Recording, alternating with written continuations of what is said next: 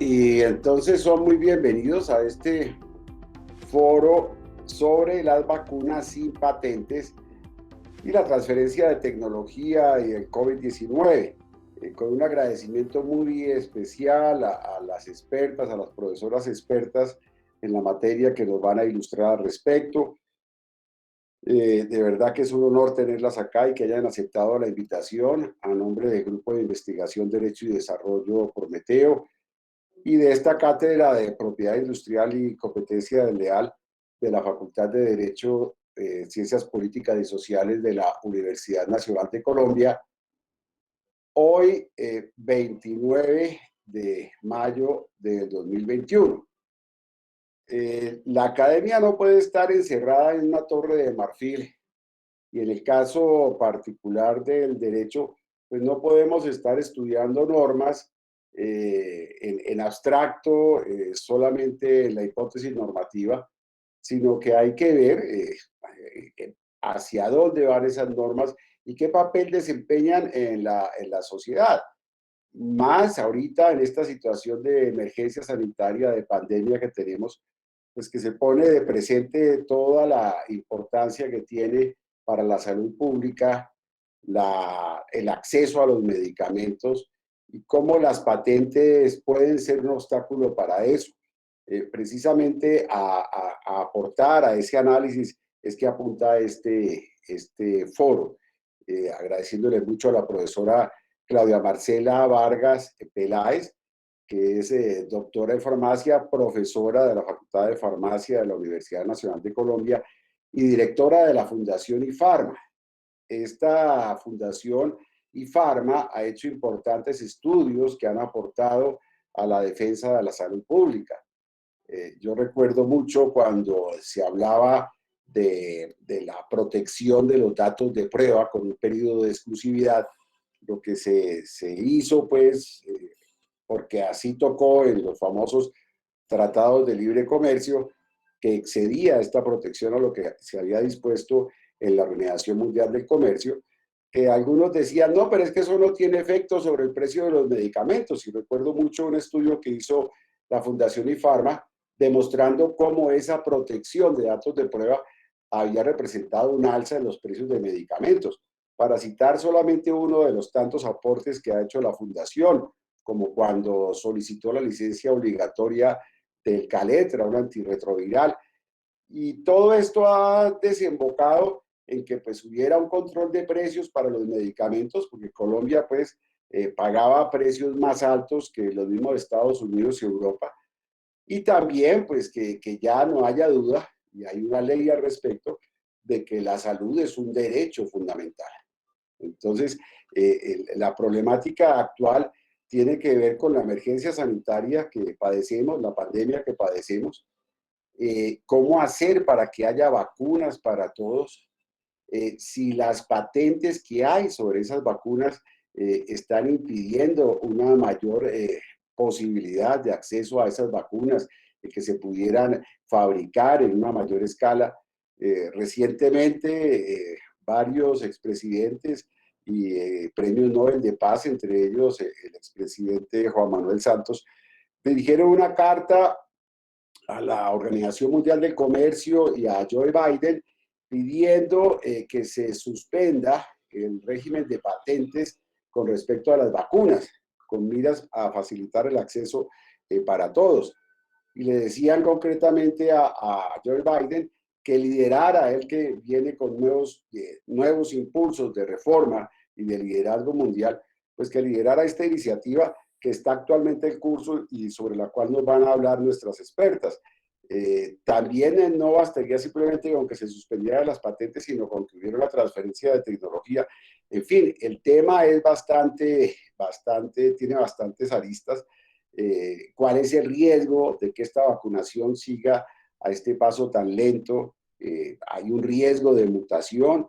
En fin, la profesora Claudia Marcela Vargas se ha referido a esos temas en diferentes entrevistas en medios de comunicación. Por eso es un honor y un orgullo que nos esté acompañando. Y sin más preámbulos, yo le doy la palabra a la profesora Claudia Vargas. Adelante, profesora.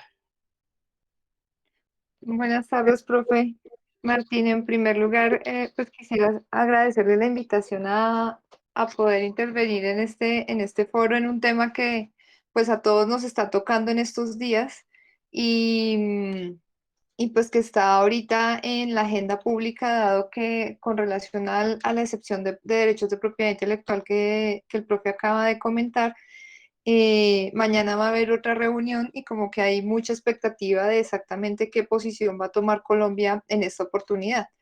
Voy a compartir mi pantalla un momento para mostrarles una breve presentación em, en la que voy a hacer como un recuento primero de cómo está la situación del COVID en Colombia, cómo funciona nuestro sistema de salud y por qué esa organización del sistema ha traído desafíos importantes para la implementación del, por ejemplo, el diagnóstico y de la estrategia de diagnóstico, de rastreo, de corte de cadena de transmisión y de vacunación. Y por último, voy a comentar un poco sobre cuál es la situación de la discusión de esta extensión de derechos de propiedad intelectual para tecnologías COVID, propuesta por India y por Sudáfrica, que se conoce como el WIPE. Bueno, entonces voy a comenzar por aquí. Entonces, como el profe Martín comentó, actualmente me desempeño como docente de cátedra del Departamento de Farmacia de la Universidad Nacional y además, pues actualmente soy la directora de la Fundación IFARMA. La Fundación IFARMA, como ya mencionó el profe Martín, es una organización sin ánimo de lucro, somos una ONG que cumple este año 20 años de trabajo en temas relacionados con acceso a medicamentos y uso adecuado de medicamentos. Mm, Hemos trabajado en varias líneas de investigación. Tenemos también el grupo de investigación reconocido por MinCiencias en categoría A y desarrollamos trabajos en líneas relacionadas con barreras de acceso ocasionadas por la propiedad intelectual. Hemos desarrollado trabajos sobre barreras de acceso en VIH y en los últimos 4 años hemos venido desarrollando un proyecto relacionado con este tema de barreras de acceso y patentes en el caso de la hepatitis C. Estamos siguiendo un proceso de declaración de interés público para los medicamentos antivirales de acción directa, que son medicamentos indicados en el tratamiento de la hepatitis C. Y estamos trabajando en este momento con 17 organizaciones de base comunitaria en 14 ciudades del país, haciéndole seguimiento también como a la implementación del plan de eliminación de la hepatitis en el país. También tenemos una línea de trabajo en acceso a medicamentos por vía judicial. En este hemos desarrollado varios proyectos, incluyendo un análisis comparativo de este fenómeno en 4 países de América Latina y actualmente estamos desarrollando un proyecto en cooperación con la Universidad Federal de Santa Catarina en un análisis específico sobre acceso a medicamentos biotecnológicos a través de esta ruta, comparando Brasil con Colombia. Tenemos otra línea relacionada con resistencia a antimicrobianos. Este ya es más del campo del uso adecuado de medicamentos. Em, y una línea relacionada con alternativas de acceso a medicamentos para enfermedades huérfanas o desatendidas, en el que impulsamos la estrategia de preparación de medicamentos magistrales, que puede ser en algunos casos la solución para conseguir el acceso a tratamientos de enfermedades que tienen tratamientos de muy alto costo o enfermedades que no son de interés económico para la industria y cuyos tratamientos pues, no se encuentran disponibles en el mercado. Si quisieran consultar más información acerca de IFARMA, pueden consultar nuestra página web en ifarma.org. Bueno, con este breve resumen, vamos a dar inicio entonces a la charla. Primero quisiera mostrar un sencillo diagrama que intenta resumir cuál es la configuración que tenemos en el sistema de salud actualmente. Entonces, tenemos un sistema de salud basado en un esquema de aseguramiento que el principal problema que tiene para el enfrentamiento de una pandemia o de una epidemia como la que tenemos es que su enfoque es individual. ¿Esto qué quiere decir?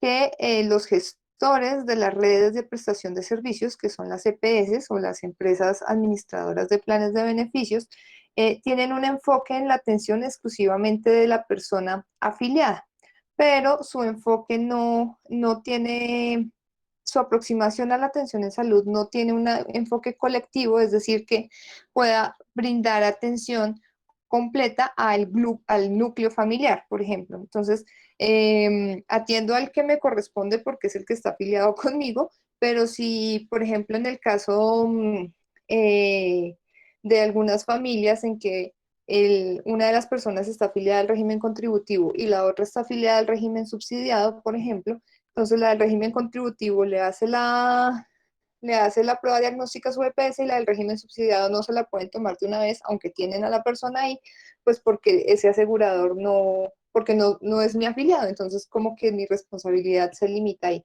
Eso ha traído muchos problemas con relación a la realización de la estrategia de diagnóstico, porque hay mucha fragmentación, no se lleva a cabo, debido a este enfoque individual, pues no se lleva a cabo adecuadamente un seguimiento para el corte de cadena de contagio, para el rastreo de contactos, pues lo que ha generado un desafío importante y es lo que sería una de las primeras herramientas para el control de la propagación del virus, pues está fallando desde el principio por esta delegación de la responsabilidad. Es así que en algunos casos hemos visto que las mismas secretarías de salud con sus recursos propios han optado por poner a disposición del público puntos de tomas de muestras para intentar agilizar el diagnóstico, dado que pues, los actores responsables y que tienen los recursos para hacerlo de parte del sistema de seguridad social, pues no están cumpliendo con esa tarea. Y en el caso de las vacunas estamos observando algo similar, ¿no? O sea, en el plan de vacunación, en la aprobación del plan, tanto en la ley como en el plan mismo, eh, casi que se ignoró el papel que cumplen y la experiencia que han tenido los entes territoriales en la implementación de los planes de vacunación. O sea, los entes territoriales tienen más de 30 años de experiencia en la implementación del Plan Ampliado de Inmunizaciones, el PAI, y aunque al principio como les digo, casi que se ignoró su papel en este tipo de estrategias de salud pública. Al final, pues hubo que ceder, el gobierno tuvo que ceder, como en el caso de Bogotá, por ejemplo, en el que la Secretaría tomó un papel de coordinación y de establecimiento de puntos específicos de aplicación masiva de las vacunas, sino cada asegurador definiendo por su cuenta a dónde quería que el paciente llegara a ser vacunado. Entonces, estos son como unos eh, de los aspectos de contexto que tenemos que tener en cuenta para entender como el porqué de la situación actual del COVID está como está y cuáles son los desafíos que tenemos. Entonces, con relación a la situación actual del COVID, les traigo acá unos datos. Estos son los datos publicados para el día de antier, del día martes. En ese momento teníamos confirmados 2 millones, más de 2.800.000 casos para esa fecha, con un total de 72.000 muertes, 2 millones, un poco más de 2.600.000 personas recuperadas y un total de 106.000 casos activos. Esto, en este momento estamos atravesando el tercer pico de la pandemia. Este es un reporte de cómo se ha comportado el número de casos. Vemos que el primer pico no fue tan alto como el segundo o el tercero y que acá tenemos, aunque no bajó tanto, cuando hubo la liberación absoluta, como casi absoluta de las actividades económicas se mantuvo en un nivel más o menos constante. Cuando se flexibilizaron más las medidas, tuvimos el segundo pico, especialmente por las festividades de fin de año. Y ahora vemos que está creciendo con una pendiente mucho mayor que los picos anteriores, lo cual ha generado alarma en las autoridades, pues porque la saturación de las UCIs es mucho más rápida ha habido un cambio en el perfil de la transmisión, está siendo mucho más acelerada que lo que fue en los picos anteriores, pero además el tiempo que está transcurriendo entre el inicio de los síntomas y las complicaciones se está cortando. Hay algunos profesionales de la salud de los que están en el frente de la batalla que han mencionado que al principio de la pandemia el tiempo que transcurría entre el inicio de los síntomas y que la persona se complicara era más o menos de 10 días a 2 semanas, pero que ahora durante la primera semana ya en algunos casos estaban presentando pacientes complicados que requerían hospitalización. Y adicionalmente, pues que hubo un cambio como en el perfil de las personas más afectadas. En uno de los reportes más recientes que ha salido de datos epidemiológicos relacionados con la pandemia, se ha visto que casi el 50% de las personas que están requiriendo atención en UCI son menores de 50 años, que es un cambio importante en el perfil porque al inicio de la pandemia, pues teníamos una mayor afectación, especialmente en personas mayores de 60 años. Bueno, aquí. Entonces, ese es como el contexto actual de la epidemia por este virus. ¿Cuál ha sido la respuesta desde el gobierno a partir de que se anunció la disponibilidad de las vacunas? Que fue como la estrategia a la que se volcaron la mayoría de esfuerzos a nivel mundial para intentar controlar este problema de salud. Si ustedes recuerdan al principio, hubo mucha información acerca de tratamientos, especialmente de opciones terapéuticas para el control de las complicaciones. Hubo mucha información relacionada con medicamentos como hidroxicloroquina, como la ivermectina, como la citromicina, que en un principio parecían promisorios y al final lo que se encontró en los ensayos clínicos que se hicieron era que no tenían un impacto importante en el control de los síntomas y por el contrario tenían un alto riesgo de efectos adversos. Sin embargo, por la forma en la que se manejó la información, pues hubo mucho uso inadecuado de medicamentos. Las personas, aunque se suponía que eran de medicamentos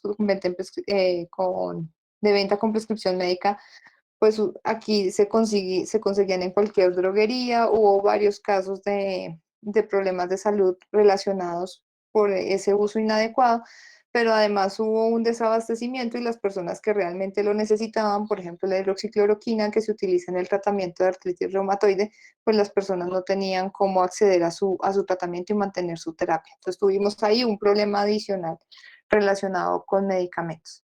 Ya cuando empezaron a surgir las alternativas de vacunación, eh, el gobierno empezó a hacer como el plan de cómo iba a organizar esa estrategia a nivel local. Y el surgimiento de estas vacunas pues no ha estado ajena a varias discusiones y controversias. Primero, porque toda la investigación se hizo de una forma muy rápida, lo que al inicio generaba algunas dudas sobre qué tan segura y eficaz podrían ser las vacunas, pero había que tener en cuenta que frente a una epidemia que afectaba a todo el mundo, se direccionó la inversión de muchos recursos públicos, especialmente en los países desarrollados, para acelerar el desarrollo de estas alternativas. Y además, pues en el caso de los ensayos clínicos, dado que el virus se propaga tan rápido, pues había como la posibilidad y afecta a todo el mundo, o sea, no estamos hablando de una población específica como cuando se hace el desarrollo de un medicamento para una patología específica, pues había gran potencial de obtener voluntarios para participar en ensayos clínicos de gran alcance. Luego, desde el principio, hubo la discusión con relación a si la vacuna o todas las tecnologías COVID debían ser bienes públicos globales, teniendo en cuenta que estas tecnologías se requerían para resolver un problema de salud pública que afecta a toda la población del globo terráqueo, o sea, no es a una población específica. Esto fue propuesto por el secretario de las Naciones Unidas, Antonio Guterres. Hubo también eco de esa postura por parte de la Organización Mundial de la Salud, pero al final estas tecnologías no entraron, no han sido consideradas de ese modo por las empresas productoras, han mantenido la protección de patente y pues esto ha generado un desafío grande en cuanto a la posible respuesta oportuna que la humanidad le pueda dar a esta pandemia debido a la escasez de vacunas que estamos enfrentando. En diciembre del 2020, entonces se aprobó esta ley en el Congreso, la 2064, por la que se declara de interés general la estrategia de inmunización de la población colombiana contra el COVID y la lucha contra cualquier pandemia. Aquí hay varios puntos de controversia, entre otros porque en todas las negociaciones con los proveedores de vacunas, pues quienes tenían la sartén por el mango eran las empresas farmacéuticas, pues porque son las proveedoras, únicas proveedoras protegidas por el monopolio de la patente, y los gobiernos no tienen mucho margen de maniobra en una situación como esta. Entonces, por ejemplo, en esa ley se incluyeron medidas tan controversiales como la exención de responsabilidad a las empresas productoras de los efectos adversos graves que puedan generar las vacunas. Esto tiene una discusión ética muy grande porque no es en la producción y en la investigación que se ha hecho para el desarrollo de estas tecnologías, pues hay una inversión importante de recursos públicos. O sea, esto no ha tenido una inversión grande de recursos privados, que son las empresas que actualmente están como titulares de estas patentes. Y pues los países están teniendo que pagar dos veces, ¿no? O sea, primero pagaron por la investigación y ahora están teniendo que pagar para poder tener acceso al suministro de estos productos. Con esas condiciones, o sea, la industria al parecer pues no pierde nada, todo el riesgo lo está asumiendo el sector público en los países. Hace unos meses salió un artículo en, creo que fue en The Intercept, en el que se filtró una información sobre las exigencias que estaban haciendo las farmacéuticas para las negociaciones en algunos países de América Latina, en donde quedaba evidenciado que en algunos casos, bueno, los contratos en todos los casos han sido confidenciales, algunos se han filtrado por accidente y hemos podido conocer algunos términos, en el caso colombiano eso no ha pasado todavía, pero se evidenció que, por ejemplo, las industrias estaban pidiendo como, ¿cómo se dice eso? Como garantía de la protección que les debían dar frente a la potencial aparición de reacciones adversas graves, que el gobierno colocara como garantía eh, propiedades públicas de interés general, por ejemplo, bases militares, o así,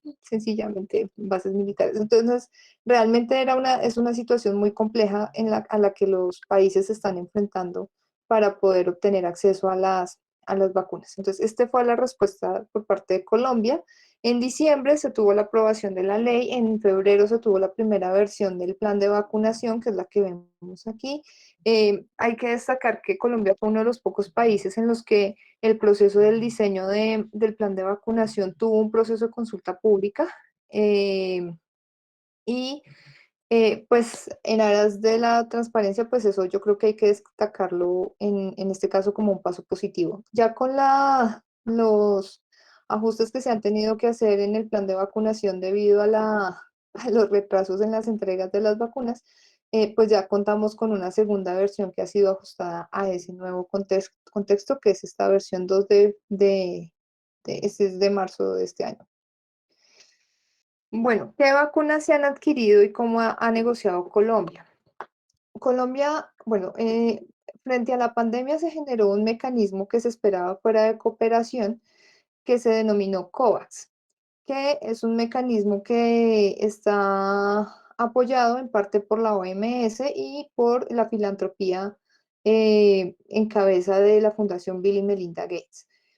En esta estrategia se planteó como una alternativa de cooperación, sin embargo, no cuestiona el impacto que tienen los derechos de protección de propiedad intelectual sobre el acceso oportuno a las vacunas y se trata más como de un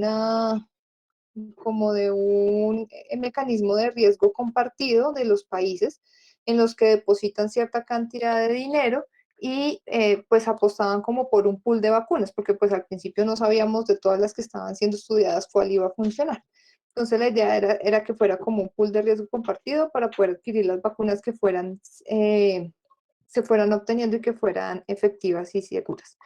En eso, Colombia logró comprar 20 millones de dosis para 10 millones de colombianos y luego vinieron las negociaciones bilaterales, es decir, la negociación de cada país con cada industria farmacéutica. De esta manera, las negociaciones al inicio se plantearon solamente para hacerse AstraZeneca, eh, Janssen y Moderna, debido a los incumplimientos que ha habido en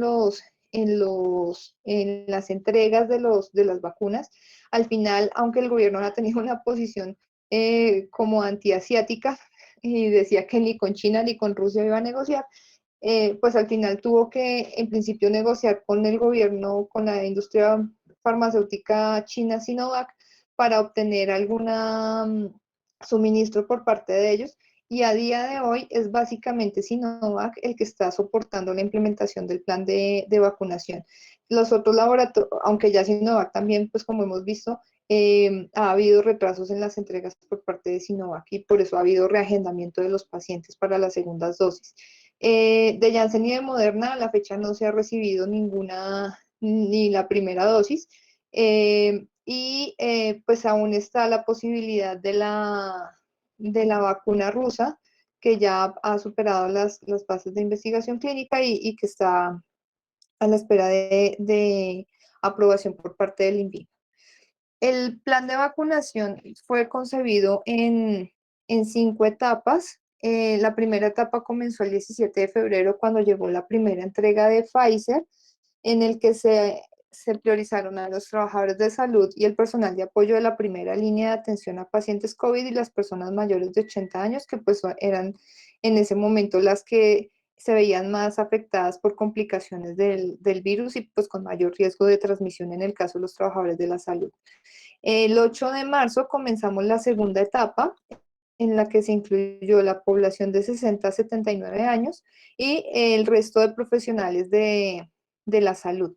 Aquí se incluyó también en esta fase 2, en esta etapa 2, la, el personal en formación, el recurso humano en salud en formación, entonces todos los estudiantes de ciencias de la salud que debían ir a prácticas a los hospitales y los docentes que debían desplazarse a los hospitales para coordinar estas actividades prácticas fueron incluidos en esta etapa 2, pues para de una forma garantizar que la formación del recurso humano en salud continúe luego de que se vio retrasada pues durante el primer año de la pandemia.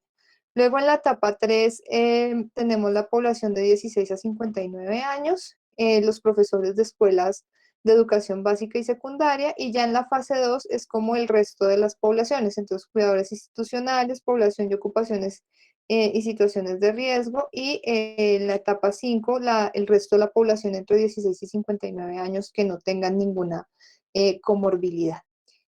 Em, Cuando se hizo la discusión del plan de vacunación, una de las observaciones que se hizo desde la sociedad civil era que era demasiado optimista. Y este argumento se daba principalmente porque cuando el plan de vacunación salió en Colombia, ya había retrasos de las entregas, por ejemplo, de Pfizer y a los gobiernos de la Unión Europea. Entonces, pues si a los gobiernos del norte les estaban incumpliendo, pues a uno, ¿por qué no le iban a incumplir si está en el sur? Esta era la disponibilidad proyectada de vacunas, o sea, estamos aquí empezando mayo, o sea que en principio ya deberíamos haber recibido cerca de 8 millones, 10 millones, 18 millones, aquí hay un poco más, pongámosle 20 millones de vacunas, ya deberían haberse recibido. Esta era la proyección inicial. Sin embargo, pues estos son datos al día martes.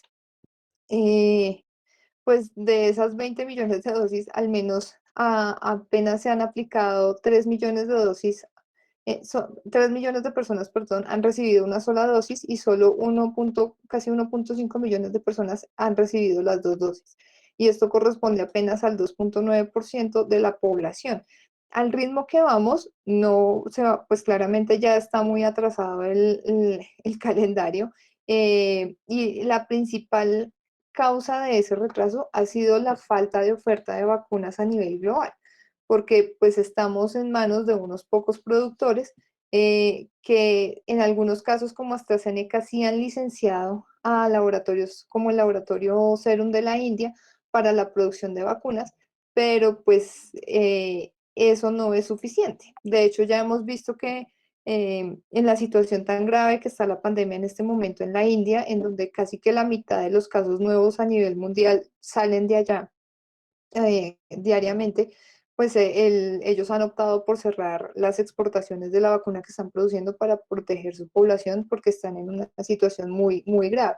Entonces, estamos en una situación de escasez inducida en parte por esta protección de propiedad intelectual que está retrasando la respuesta principalmente en los países de menos recursos, de acuerdo con el discurso que dio hace poco Tedros, el doctor Tedros, que es el director general de la OMS. Se estima que del total de vacunas que se han aplicado hasta la fecha, el 80% se hicieron en países de altos ingresos y menos del 0,3% han llegado a países africanos. Entonces, la distribución está siendo absolutamente inequitativa. eh, no se está garantizando la oportunidad en el acceso y a pesar de que ya incluso la directora de la Organización Mundial de Comercio ha reconocido que hay capacidad instalada en otros países que no se está utilizando, pues no hay un respaldo por parte de ella a la propuesta de excepción de derechos de propiedad intelectual para tecnologías COVID.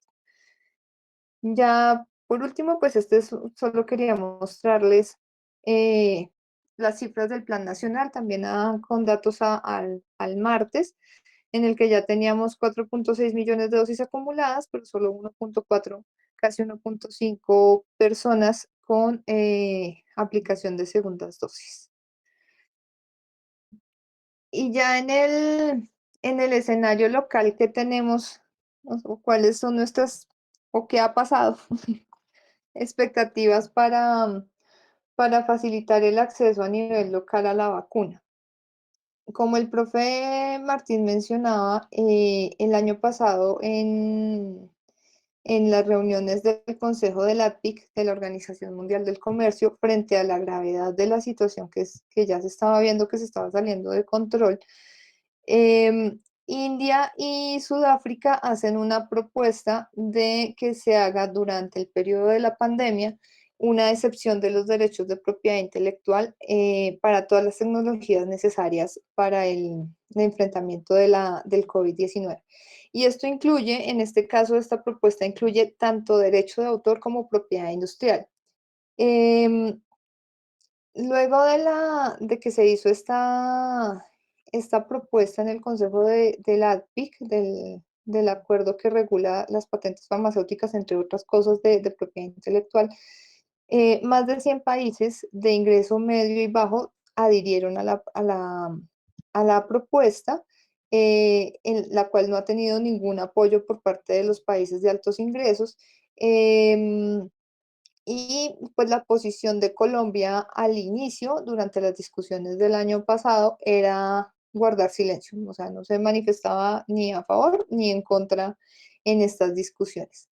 En diciembre, sorpresivamente, la representación colombiana se une a otros países de alto ingreso, entre ellos algunos países de la Unión Europea y Estados Unidos, solicitando más evidencia sobre que en realidad los derechos de propiedad intelectual fueran la causa de la lentitud en la respuesta a la pandemia, lo cual pues para nosotros fue sorpresivo teniendo en cuenta pues que ya el país estaba enfrentando, bueno, en ese momento no había empezado el plan de vacunación, pero pues ya se estaban enfrentando retrasos en las entregas a los países que ya habían hecho las negociaciones previamente, pero además en diciembre uno de los argumentos que expusieron estos países en diciembre de 2022 era que las salvaguardas establecidas en el ADPIC en el acuerdo de patentes, que son, se encuentran las importaciones paralelas, las licencias obligatorias,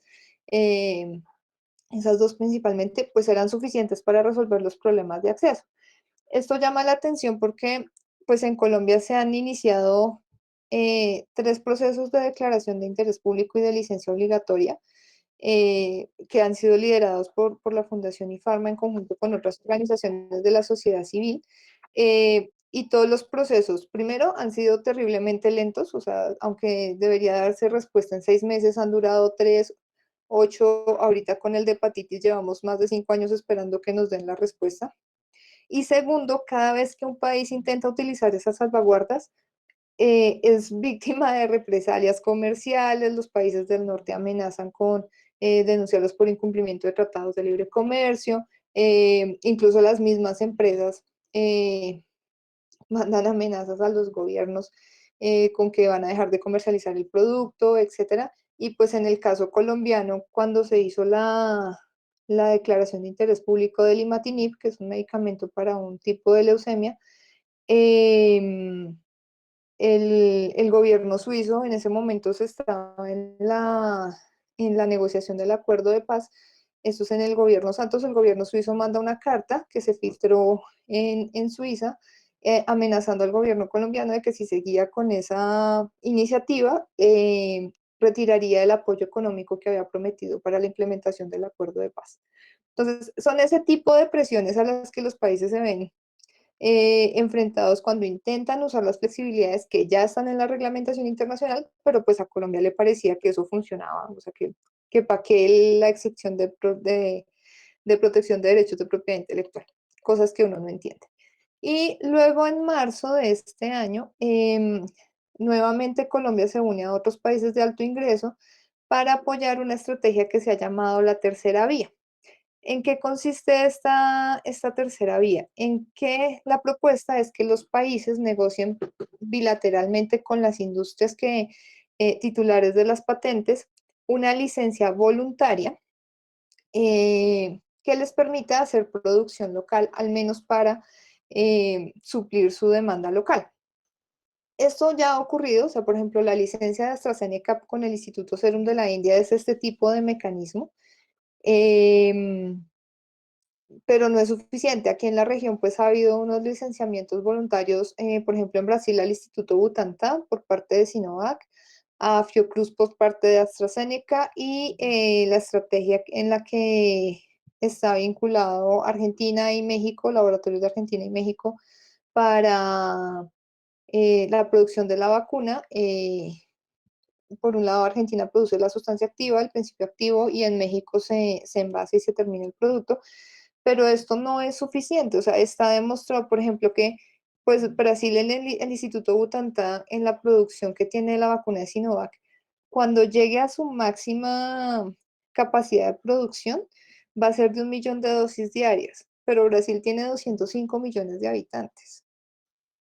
Y por el lado del acuerdo que hay con Argentina y México, pues es que al final el laboratorio titular de la patente sigue siendo el dueño del producto. Entonces, no es como que ahora Argentina va a decidir que ese producto lo deja para ellos. No, no tienen autonomía para definir el destino del producto. Entonces, eso no nos está resolviendo en parte el problema en la región. La semana pasada se hizo el anuncio de que ya empezó la transferencia de tecnología, por ejemplo, para producir la vacuna rusa en Argentina con un laboratorio privado. Estaban en las pruebas, pero pues los términos de la licencia son más o menos los mismos. Entonces, eso no nos resuelve el problema, es un mecanismo ineficiente porque toca negociar país por país, lo que va a retrasar la respuesta, mientras que si se aprueba el waiver, pues esto queda como ciencia abierta, el conocimiento disponible y pues que todas las empresas que tienen capacidad de producir la vacuna lo puedan hacer. Entonces, pero pues la tercera vía, pues vemos que no es una salida para enfrentar la pandemia. O sea, necesitamos que el conocimiento sea libre para que todos los que tienen capacidad de producción, pues lo puedan hacer y podamos hacer una respuesta adecuada a esta pandemia. Mm, ¿Qué otra cosa ocurre? Pues si usted va a apoyar una tercera vía es porque en principio tendría cómo a través de ella garantizar el suministro de la vacuna, diría uno. Pero pues Colombia no tiene capacidad de producción en este momento, no tiene capacidad de producción de vacunas, o sea, no tiene cómo negociar una licencia voluntaria para producir. Tendría capacidad para envasar y sacar el producto terminado, pero no para hacer el proceso completo de la vacuna. Y esto se podría soportar en la capacidad que tenemos de producción de vacunas veterinarias, porque la capacidad de vacunas humanas, pues en el Instituto Nacional de Salud a finales del siglo XX fue destruida. No se consideró una prioridad y se eliminó esa posibilidad que se ha recuperado en parte para la producción de sueros antiofídicos y algunos antivenenos, pero pues la capacidad de producción de vacunas humanas no la tenemos y no hay un plan claro para fortalecer esa o regenerar esa capacidad de producción. El presidente sale a decir que invita a la industria a que venga y a que se una a la estrategia. Sí, pero pues reconstruir la capacidad yo no lo hago de hoy para mañana. Se necesita inversión y se necesita un plan serio con estos actores, con aquellos que, por ejemplo, producen inyectables, para coordinar las acciones y tener como un plan de escalamiento de, bueno, ¿qué puedo hacer ya con lo que tengo en este momento? ¿Y qué tengo que hacer, qué inversión tengo que hacer para lograr una producción sostenida, por ejemplo, de la vacuna? Entonces, eso ha sido pues uno de, como las cosas que uno no, como las incoherencias, por decirlo así, de la posición del gobierno en la OMS con relación a la tercera vía. Y por último es que pues Colombia no ha sido especialmente beneficiada por las licencias voluntarias. O sea, además de esta propuesta bilateral que se está haciendo en la Organización Mundial del Comercio, eh, ya existe un mecanismo para licencias voluntarias que se llama el Medicines Patent Pool, en el que se han incluido principalmente medicamentos para VIH, para hepatitis C, para tuberculosis y para malaria. Pero ¿cuál es el problema? Colombia es un país de ingreso medio o alto y en esas licencias voluntarias nunca ha sido, bueno, nunca no. Normalmente no está incluido el país por ese motivo, porque se considera un mercado interesante en el que vale la pena mantener el monopolio. Entonces, ¿cuál es el problema? Pues que en realidad casi ningún país de Sudamérica, por ejemplo, ha sido beneficiado con este tipo de licencias porque se supone que tienen recursos, tendrían los sistemas de salud recursos para pagar por esos medicamentos patentados sin la posibilidad de que haya producción de genéricos. Entonces, como que ahí, como les digo, uno como que no entiende exactamente eso cómo va. Por último, hay otra novedad ahí a discutir que tiene que ver con el nombramiento del ministro de Salud colombiano como copresidente de COVAX. Y digamos que hay como una incoherencia en ese sentido, porque en principio él está ahí como representante de los países de ingreso medio, de los cuales la mayoría apoya el waiver, pero pues no se sabe exactamente cómo va a ser su movimiento ahí y si su posición va a ir en pro del acceso de facilitar el acceso a la vacuna o si definitivamente pues va a continuar bloqueando. Como les digo, mañana hay una nueva reunión, hay mucha expectativa de cuál va a ser la postura que tome Colombia en esta nueva discusión. Lo ideal sería que apoyara el waiver porque aunque no tenga capacidad de producción en este momento, el hecho de que se aumente la oferta de vacunas en el mundo, eh, pues eso va a facilitar el control de la pandemia, que al final es lo que se necesita, pues para contrarrestar tanto los efectos sobre la salud de las personas como sobre las economías y todos los factores sociales que se han visto afectados y las inequidades sociales que se han visto eh, exacerbadas por toda esta situación. Y si, pues si esa no es su posición, al menos que no, que vuelva a guardar silencio para que no torpedee pues el proceso que se está llevando a cabo y la discusión que se está llevando a cabo en la OMS, en la OMC, perdón. Y pues ya por último, comentar una resolución que salió hace un poco más de una semana en la que se autoriza la participación de privados en el plan de vacunación.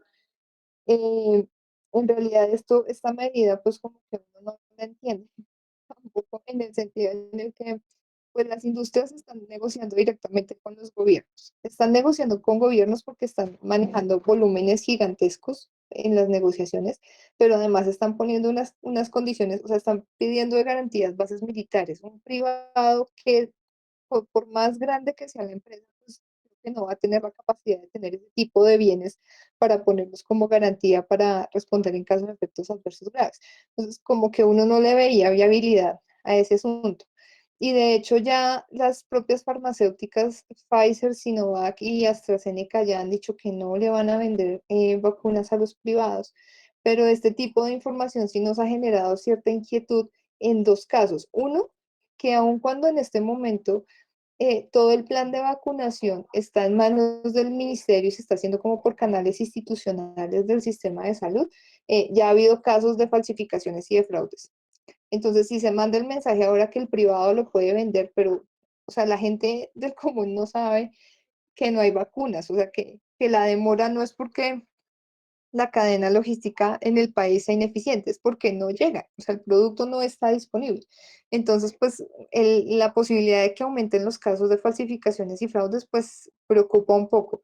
Y sobre todo a futuro, una de las preocupaciones es qué puede pasar si las empresas deciden vender a privados. O sea, esto puede afectar el suministro de los gobiernos, puede afectar la posición de los gobiernos en cuanto a su responsabilidad para garantizar el acceso a la vacuna a toda la población. Entonces, son como preocupaciones que tenemos ahí sobre la mesa en cuanto a todo este tema del COVID-19.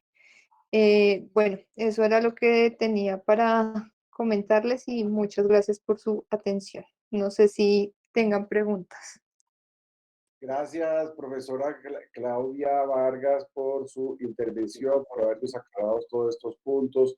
Dejemos las preguntas hacia el final, haremos una ronda de preguntas, de intervenciones. Un saludo especial al profesor Genaro Sánchez, que fue decano de la facultad y que nos acompaña, al doctor Francisco Rossi, que también está presente.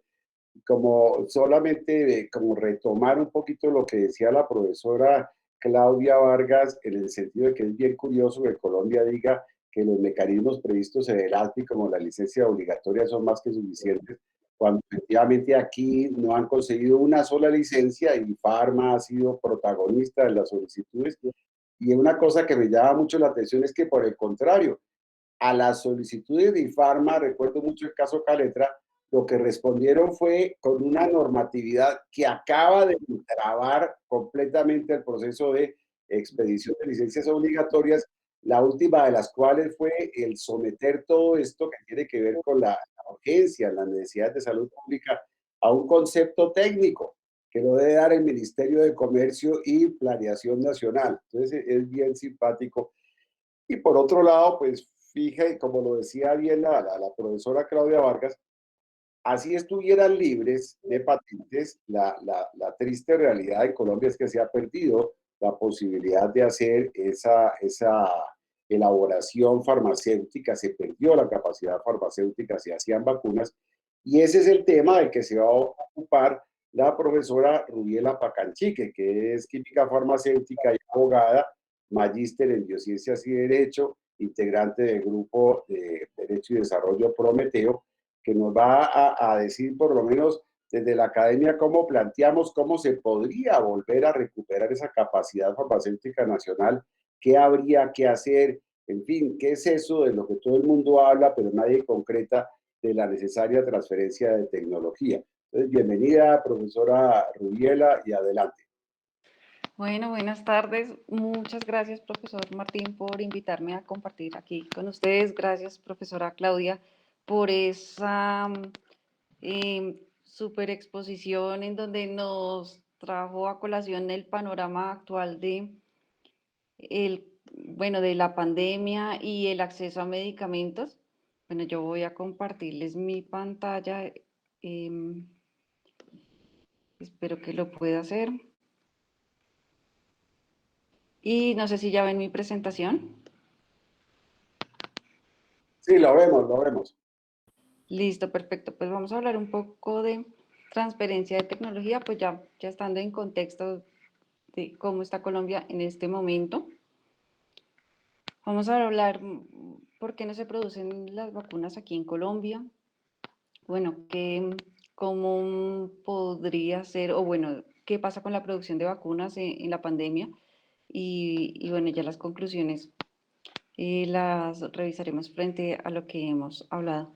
Bueno, llama la atención frente a la transferencia de tecnología que la definición que da MinCiencias frente a este tema es pues una definición bastante etérea y un poco enredada, en la que corresponde a un conjunto de acciones de una cantidad de instituciones con unos fines: desarrollo, aprovechamiento, uso, modificación, difusión de nuevas tecnologías, y da a entender que el proceso de transferencia de tecnología usualmente se hace mediante la transferencia de activos de propiedad intelectual, citando algunos tipos de contratos con los cuales se podría hacer la transferencia de tecnología. Entonces vemos que es una definición como bastante vaga, difusa, bueno, y esto es lo que da nuestro Ministerio de Ciencia y Tecnología. Y ya, bueno, y la transferencia de tecnología no es un tema nuevo frente al acceso a diversos desarrollos. Es un tema muy importante cuando se habla de la brecha que existe, brecha en desarrollo entre los países, y ya en la Conferencia de las Naciones Unidas sobre Comercio y Desarrollo en el 2001, aunque este no es un tema nuevo, viene de atrás, pues define esta transferencia de tecnología como una transmisión de conocimientos de una parte a otra. Y este proceso es eficiente en la medida en que esos conocimientos terminen en un producto o en un servicio comercializable. Entonces, la transferencia de tecnología no va a ser otra diferente al medio por el cual una persona va a recibir conocimientos para poder desarrollar los productos. Entonces, la transferencia de tecnología no va a ser simplemente la compra, en este caso la compra de una vacuna, con eso no hay transferencia de tecnología, sino se refiere a toda esa cadena de conocimientos que va a involucrar otros factores, como infraestructura, entre otros, que nos va a permitir fabricar esos productos y ponerlos en el mercado. Entonces, ¿cuál es el proceso de transferencia de tecnología? Tiene algunas características, es dinámico y evolutivo. Entonces, no puede ocurrir que, en el hipotético caso que logremos desarrollar las vacunas aquí en Colombia, que una vez logremos eso se estanque, como ocurrió con el Instituto Nacional de Salud cuando producía vacunas, y dejemos de invertir en la infraestructura, en la actualización de instalaciones, en todo lo que se requiere para continuar vigente en el mercado. Entonces, y requiere también que la adaptación de las partes que participan en el proceso. No es la imposición de una parte sobre otra, sino se requiere pues aprovechar lo que ya se tiene para continuar con el proceso de implementación del proceso productivo y la apropiación de conocimiento.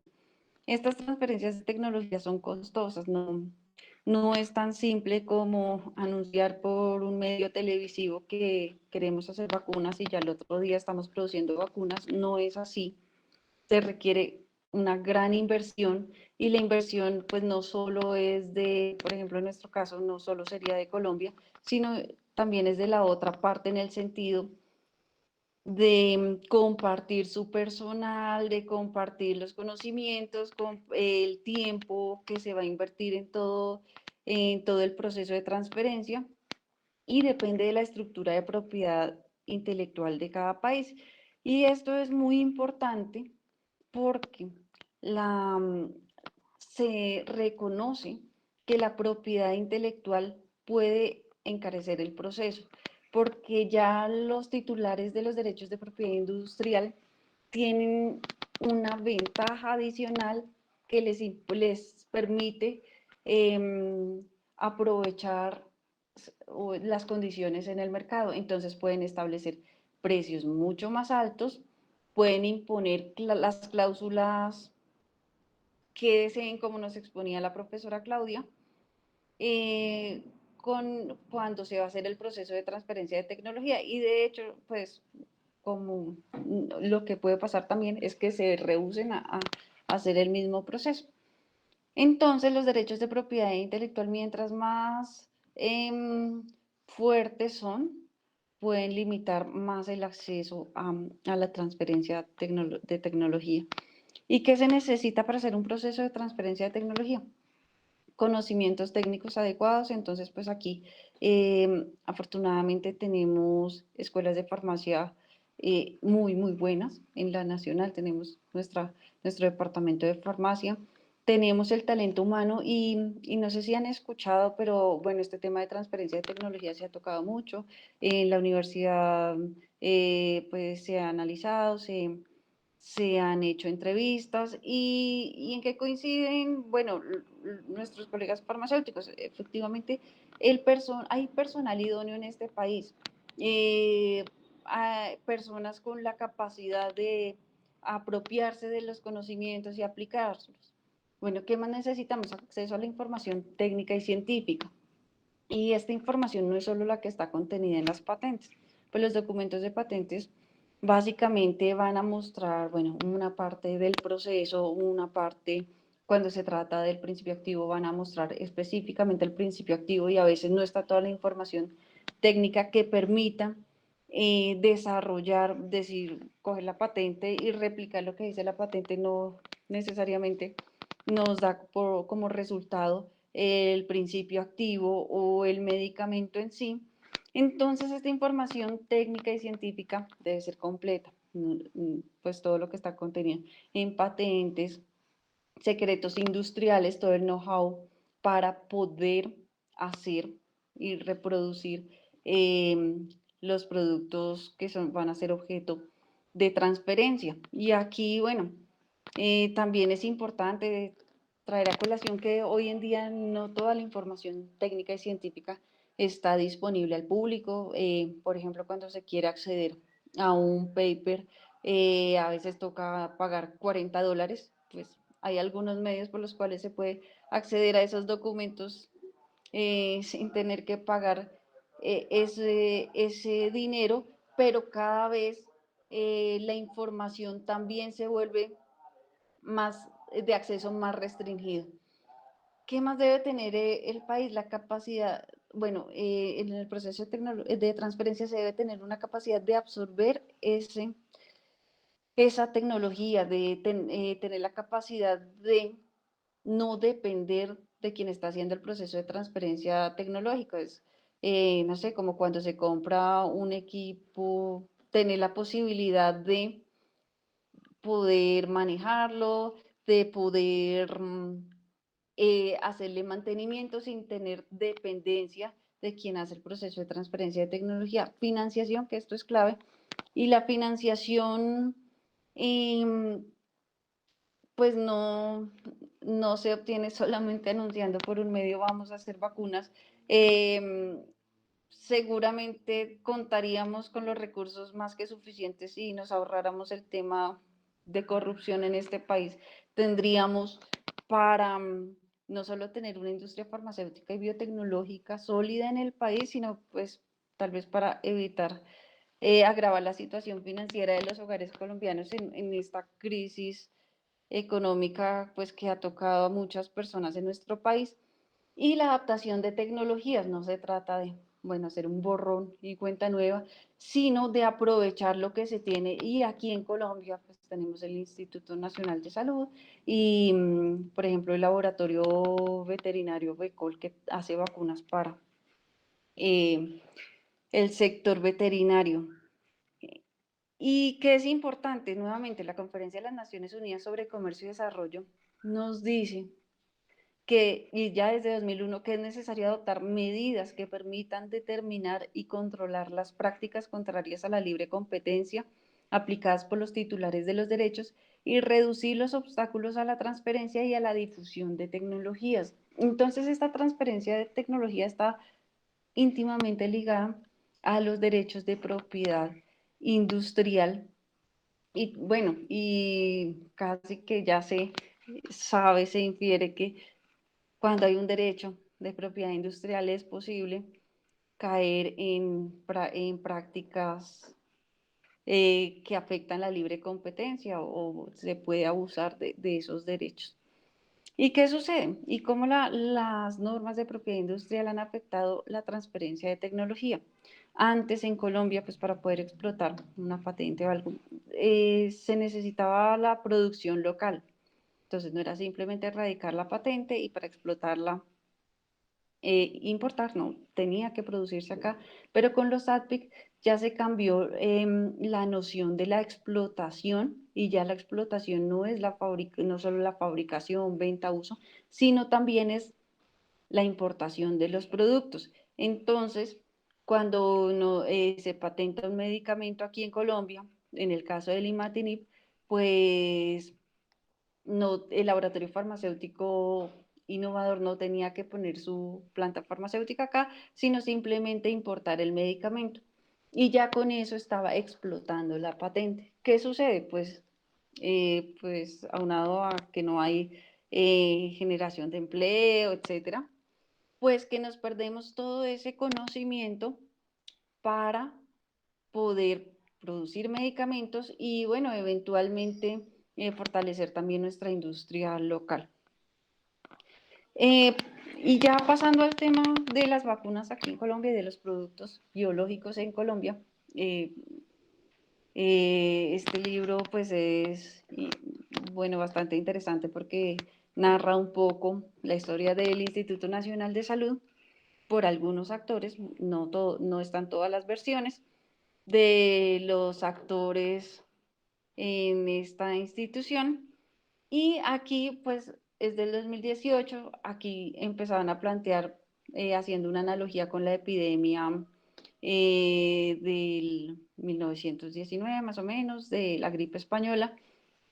Y pues decían que tal vez frente a una pandemia no íbamos a estar tan mal porque ya íbamos a estar muy preparados, porque el Instituto Nacional de Salud nos iba a apoyar en todo lo que necesitáramos, porque la OMS tenía la posibilidad de prever qué venía y cómo solucionarlo, y que ya Colombia no estaba ciego frente a cualquier pandemia y que teníamos todas las herramientas para salir adelante. Pero bueno, vemos que tal vez esta pandemia nos ha enseñado un poco a dejar la prepotencia a un lado y comprender que por más avances científicos, pues por el momento nos ha sometido esta pandemia. Y que el Instituto Nacional de Salud no estaba tan a la vanguardia, que Colombia tampoco estaba tan preparada para una pandemia y que nuevamente caímos en la dependencia de de quienes tienen la capacidad de producir, porque nosotros no tenemos eso.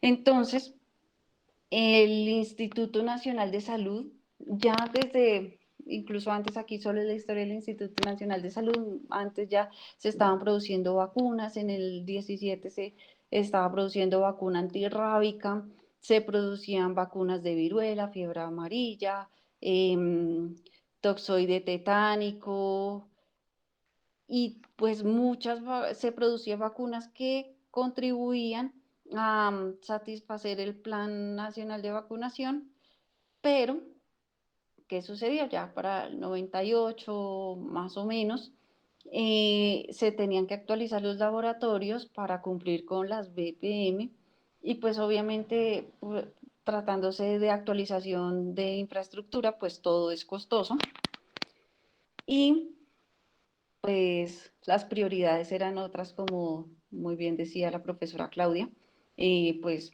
en ese momento no vieron necesario eh, que el país, que el Estado como tal, tuviese un laboratorio que permitiera frente a una situación de crisis, pues abastecer las necesidades nacionales. ¿Y qué sucede? También es una especie de hacerse la vista gorda frente a la realidad del país. En Colombia tenemos algunas enfermedades que no son de interés para la industria farmacéutica, pues porque las enfermedades no son tan comunes y no son tan rentables. Entonces, pues a quién podría o quién estaría interesado en producir medicamentos para algunas enfermedades. Pues si no hay privadas, pues el Estado colombiano, si tuviese un laboratorio que pudiese administrar, pues lo podría hacer. Pero no, esa no era la prioridad en el momento, y pues no en el momento cuando se dejaron de producir vacunas, sino de ahí en adelante no fue la prioridad. Modernizar no fue la prioridad. Tener un país con una industria farmacéutica y biotecnológica adecuada. Y ya para el 98 más o menos, en 2 años se producían 2,5 millones de vacunas para fiebre amarilla, 140.000 de antirrábica, para tuberculosis 6,5 millones, la de PT 6 millones, toxoide tetánico 11 millones, etcétera. Producíamos nuestros sueros antiofídicos, pues porque no es lo mismo tener un suero antiofídico para una serpiente, no sé, de Centroamérica que una local. Y todo esto sumado al hecho que cada gobierno pues tiene prioridades diferentes, y que el progreso en cuanto a ciencia y tecnología no es eh, lo más importante, pues se dejó a un lado el Instituto Nacional de Salud y perdimos nuestra capacidad para hacer vacunas. Y hoy en día, pues, como decía la doctora Claudia, pues el Instituto Nacional de Salud produce suero antiofídico y Becol produce vacunas veterinarias. Y bueno, entonces nos preguntamos cómo vamos a hacer para la producción local de vacunas. Entonces, sí, será cierto que mañana vamos a hacer vacunas. Pues es muy difícil, como también lo manifestaba la profesora Claudia, es muy difícil porque no tenemos la infraestructura suficiente para producir las vacunas con la tecnología bueno, por ejemplo, ya AstraZeneca, si no estoy mal, ya están usando tecnologías de ARN recombinante, lo cual no tenemos acá. Y estamos con un rezago de más o menos 20 años, y no se puede pretender en un solo día conseguir todo el dinero, conseguir toda la capacitación, eh, todos los recursos necesarios para poder empezar a producir vacunas. Necesariamente la producción de vacunas debe ser a largo plazo. Pues he escuchado varios colegas, bueno, frente a esta situación que se hace, definitivamente aprovechar lo que ya tenemos, pero necesariamente debe ser uh, un proyecto que no puede terminar en apenas termine el gobierno actual. Bueno, que esperaríamos que empezara en algún momento, pero tampoco creo que empiece. Y debe ser un proyecto del país, o sea, no puede ser si cambia de partido político, si cambiamos de presidente, si cambiamos de lo que sea. La nación necesita un laboratorio farmacéutico, un laboratorio biotecnológico que tenga la capacidad de afrontar situaciones como estas. Y lo otro, los derechos de propiedad intelectual. Aún si tuviésemos pues, la infraestructura para producir los activos acá, tendríamos ciertas limitaciones, y esas limitaciones son algunas patentes y el acceso a información correspondiente a secretos industriales, etcétera, que deberían negociarse con los titulares de dichos derechos. Y bueno, aquí ampliando un poco en el ejemplo de transferencia de tecnología con Serum Institute of India, que es el mayor productor de vacunas en este momento en India. En este ejemplo, AstraZeneca hizo el proceso de transferencia de tecnología con ellos, y esto tiene un impacto en los precios de los medicamentos. Entonces, pues esto es lo que aparece en la página de Serum.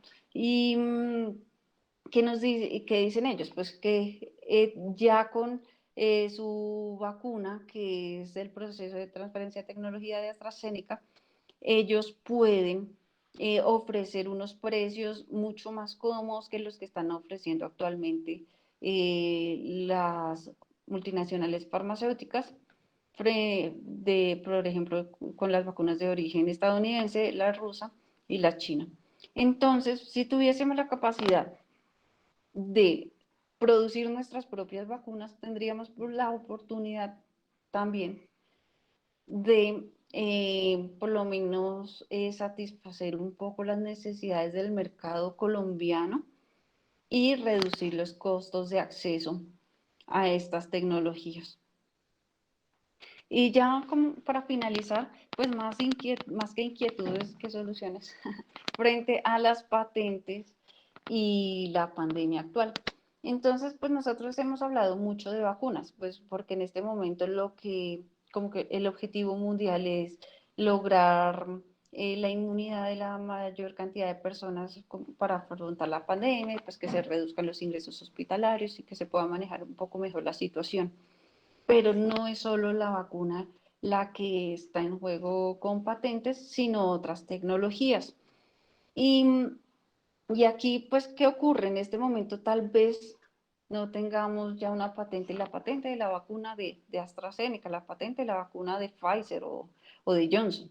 Tal vez no tengamos el título en sí, pero puede que no conozcamos todavía las tecnologías que se hayan publicado, pues porque el trámite de patente por lo general se publica la solicitud a los 18 meses. Entonces, eso por una parte, el trámite de solicitud de patentes, si se publica a los 18 meses, puede durar, no sé, 2, 3 más años.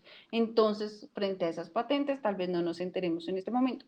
¿Qué hay? Sí hay secretos industriales, pero también hay otros medicamentos. Por ejemplo, Pfizer está desarrollando un medicamento que puede ser administrado vía oral, que puede ayudar a reducir ingresos hospitalarios.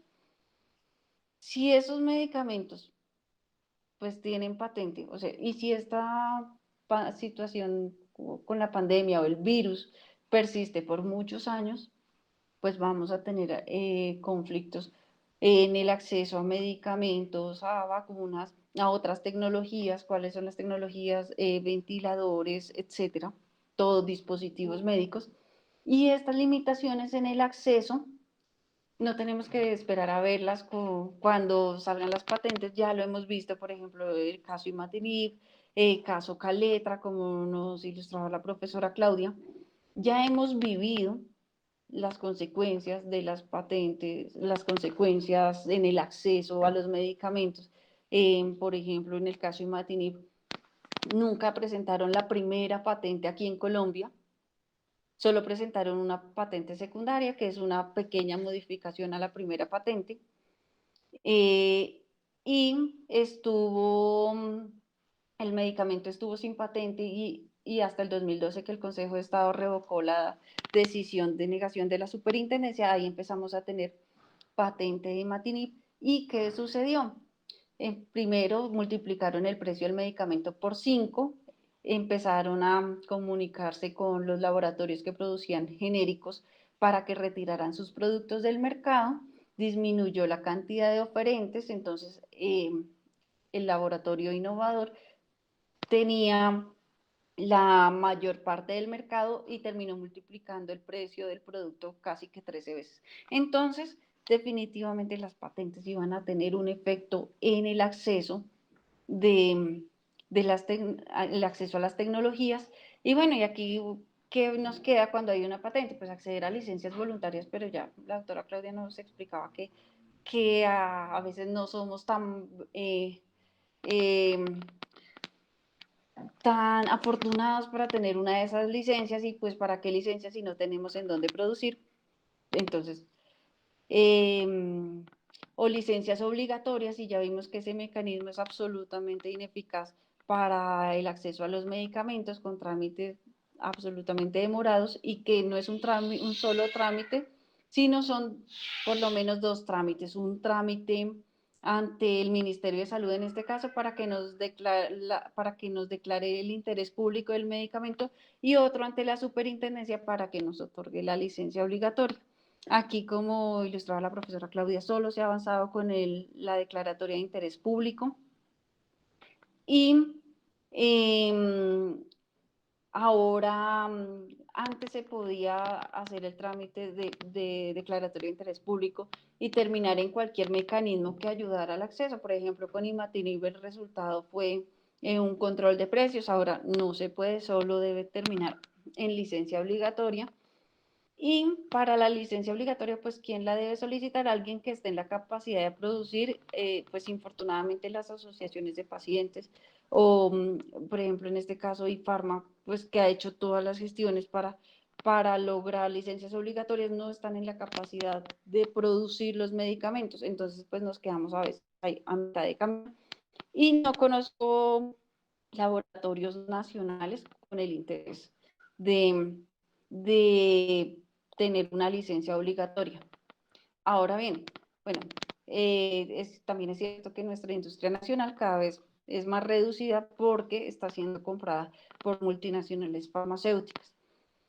Y aquí nos preguntamos, bueno, interés público, ¿será que sí hay interés en todo esto?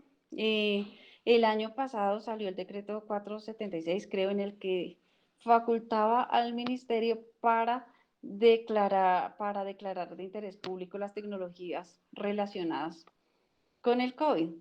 ¿Qué sucede? Que esa facultad ya la tenía desde mucho antes con toda la normatividad para licencias obligatorias y ese decreto era redundante.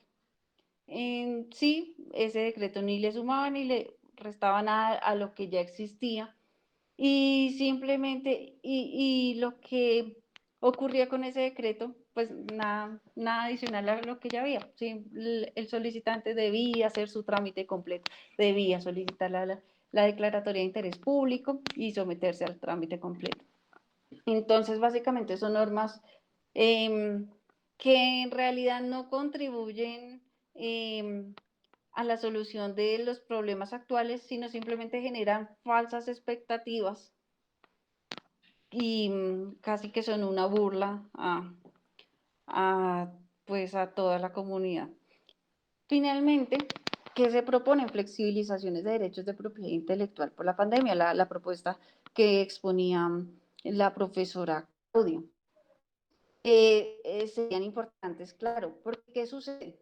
Está bien, nosotros no tenemos la capacidad en este momento de producir vacunas, entonces si nos dan una licencia, pues no vamos a producir, vamos a tener que usar esas licencias para importar.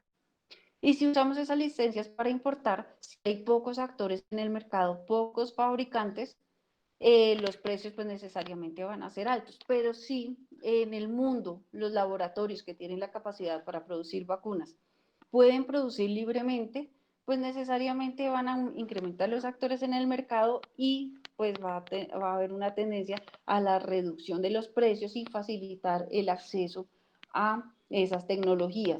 Y no solo en cuanto al precio, también en cuanto a la cantidad de productos disponibles en el mercado. En este momento hay pocos laboratorios productores, hay pocas vacunas, entonces, pues, ¿qué tenemos que hacer? Esperar a que los países que se adelantaron en las compras y que tuvieran mayor capacidad económica se vacunen y después, cuando ya hayan más dosis disponibles, poder acceder a las que necesitamos para completar nuestro plan de inmunización.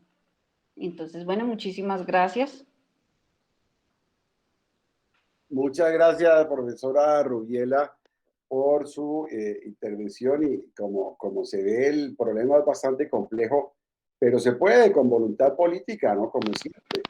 Uno recuerda cómo era Corea del Sur en el año 53 y 54, pues era un país devastado por la guerra y se propusieron y hoy están a la cabeza también en tecnología.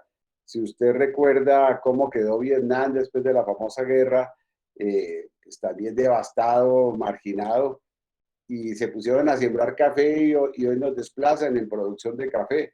Bueno, los ejemplos con voluntad política se pueden lograr. Vamos a abrir entonces a intervenciones del público, de los asistentes, de los profesores, de los estudiantes. Si pueden ir levantando la mano y diciendo a quién le dirigen la pregunta o si quieren hacer algún aporte en especial, este es el momento.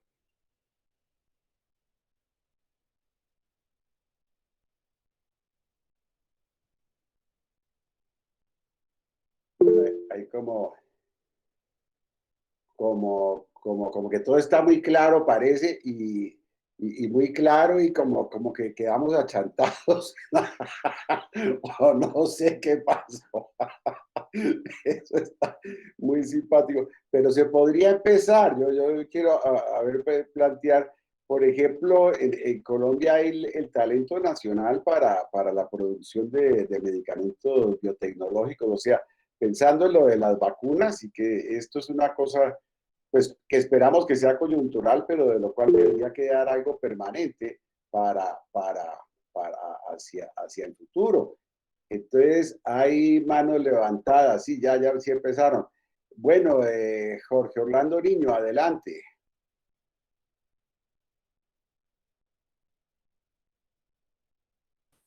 Pues comparto,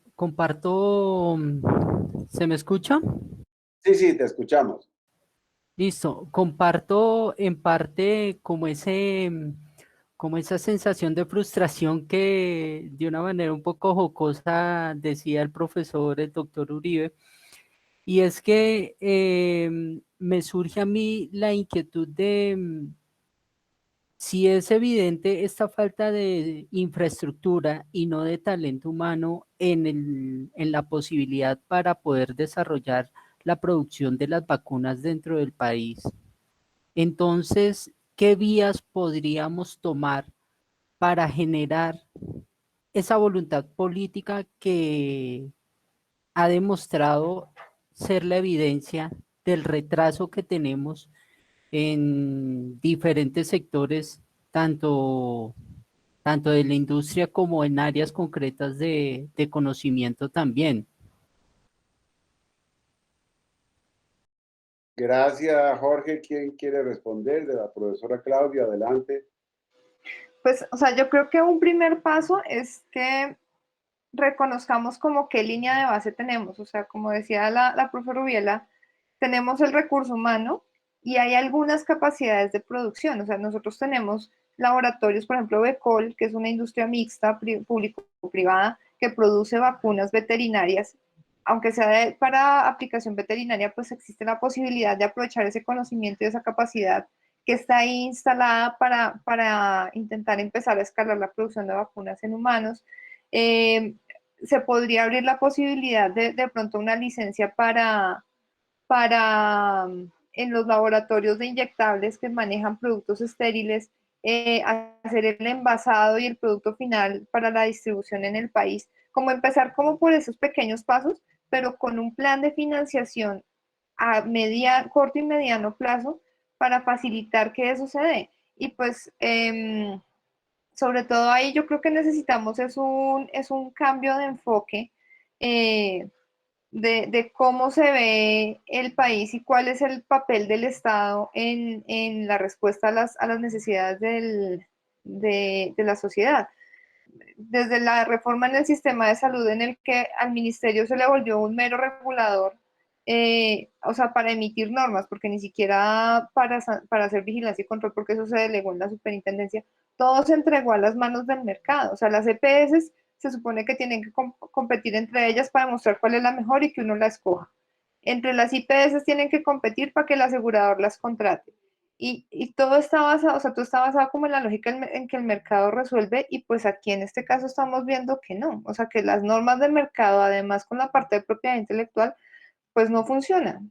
No hay cómo resolver. Entonces, si hay algo, sería como tomar lo que tenemos y empezar a potencializarlo con un plan de financiación con una política pública específica de apoyo a garantizar la recuperación de esa capacidad de producción. Gracias, profesora Claudia. Nicolás Acevedo, adelante.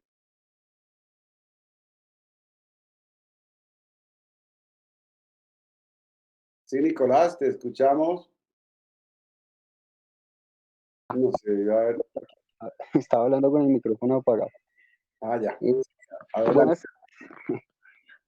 soy Nicolás Acevedo, yo soy alumno del profe, y mi pregunta va un poco muy orientada también a lo que decía Jorge, y en parte lo relaciono con algunos temas que estaba hablando sobre lo de que otras economías, otros países buscan cómo generar dependencia buscan de alguna manera generar que otros países sean dependientes de ellos y de su tecnología.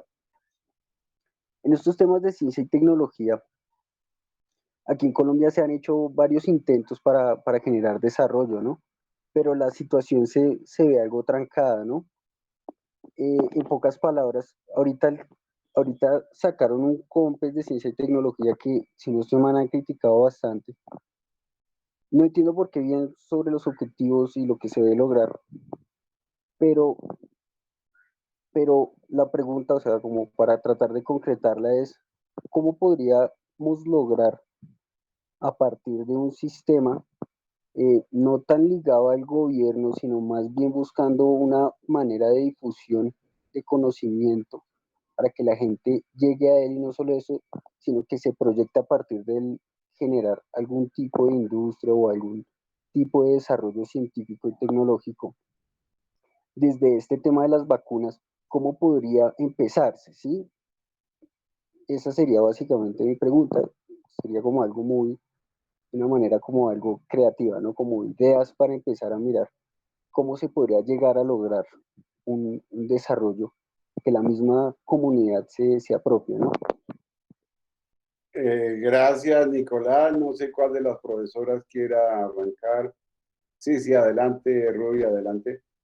Bueno, ¿cómo la comunidad se puede involucrar con todo esto? Bueno, es un poco complejo que toda esta responsabilidad esté en la comunidad, porque necesariamente se requiere la participación de un agente que financie todas estas iniciativas. Producir vacunas no es tan sencillo como ni siquiera como producir tabletas, y mucho menos cuando estamos hablando de una tecnología un poco más específica, se necesita la participación de un agente que financie. Y como explicaba la profesora Claudia, no se puede dejar todo en manos de los privados, porque es que desde que el Instituto Nacional de Salud dejó de invertir en su infraestructura, hemos estado en manos de privados.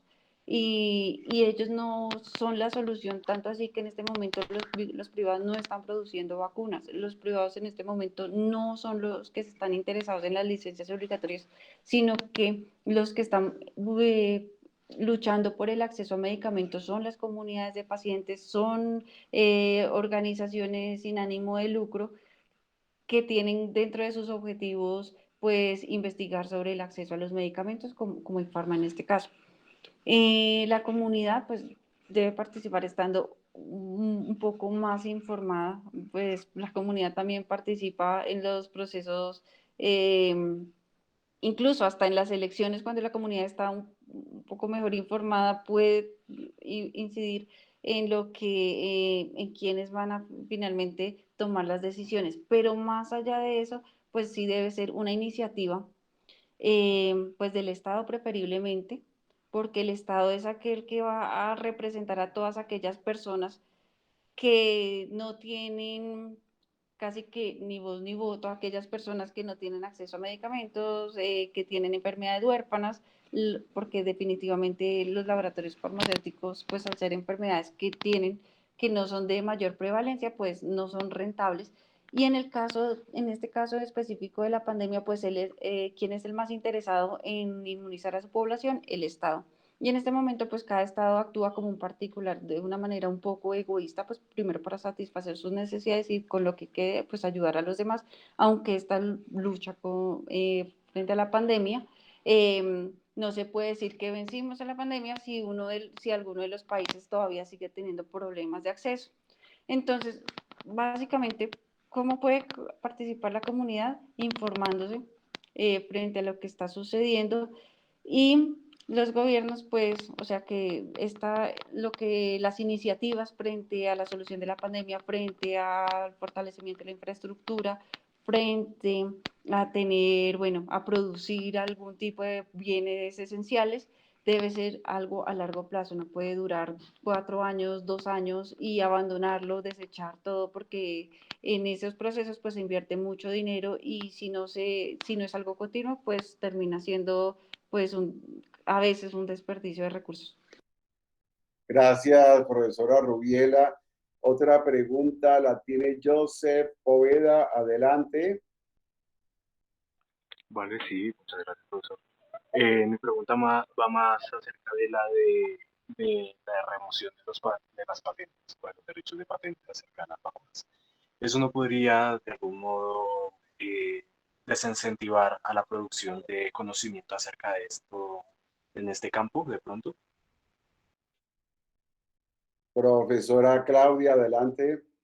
Esa ha sido la discusión desde que se generó el ATIC y desde que vimos un montón de víctimas en VIH a finales del siglo XX. O sea, estamos repitiendo la historia, esto es como un déjà vu. Entonces, lo que pasa es que cuando llegó el VIH, los países ricos todavía tenían con qué pagar los precios altos. Estamos en un momento en el que ese panorama ya cambió, incluso ellos no alcanzan a pagar los precios que está poniendo la industria, pero en África subsahariana murió muchísima gente de VIH, teniendo medicamentos efectivos y seguros disponibles que no podían pagar porque no había alternativa genérica y porque el monopolio no lo permitía.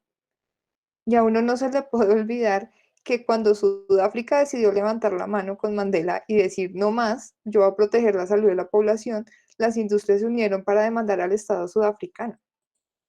Entonces, pues, ¿cómo legitimas tú un modelo de innovación en la cual la innovación no llega a las personas que lo necesitan? Entonces, pues también hay como hay mucha cosa, mucha tela por cortar. Sobre todo en términos de dónde vienen los fondos de la investigación y desarrollo de medicamentos y exactamente cuál es la cantidad de fondos invertida. Entonces, por ejemplo, si tú revisas los reportes de fondos que han sido invertidos en la promoción de la investigación de vacunas, más del 60% de la inversión fue de recursos públicos de los países desarrollados, no de la industria farmacéutica, con la que se asociaron para poder comercializar el producto, que es el modelo que normalmente funciona, en que todo el riesgo inicial, porque la investigación implica un riesgo financiero y por eso es que normalmente eso se financia con recursos públicos, porque un privado solo, así como la producción de vacunas en este momento, pues necesita un músculo financiero importante que casi que lo único que lo tiene es el Estado en este momento, pues en la investigación científica ocurre lo mismo. En las fases iniciales de investigación la incertidumbre es grandísima, porque tú empiezas a estudiar, pero es que tú no sabes qué te va a dar. Entonces, así como hay estudios que tú arrancas y te da chévere el resultado y parece que funciona contra el virus, pues hay estudios, la gran mayoría, que no llegan a nada. Entonces, todo ese riesgo en realidad lo asume el Estado por las políticas de financiación de los proyectos de ciencia y tecnología. Y por el otro lado está el valor real de la inversión. Hay un ejemplo, o sea, depende de la fuente que consultes, el valor varía muchísimo, pero tal vez la fuente más certera que tenemos es el DNDi, que es una iniciativa de Médicos Sin Fronteras que trabaja específicamente en enfermedades desatendidas, que se dio a la tarea de desarrollar su propio antiviral de acción directa para hepatitis C. Y el costo que reportaron de la investigación fue de 150 millones de dólares. Entonces, exactamente, ¿cuáles son los datos sobre los que se basa ese argumento de que es que si quito la patente no hay innovación? Y el otro mito es si de verdad la parte privada, el sector privado mete tanta plata en investigación y desarrollo como lo dice. Hay varios reportes que indican que incluso pueden invertir hasta el doble o el triple de lo que invierten realmente en investigación y desarrollo en marketing.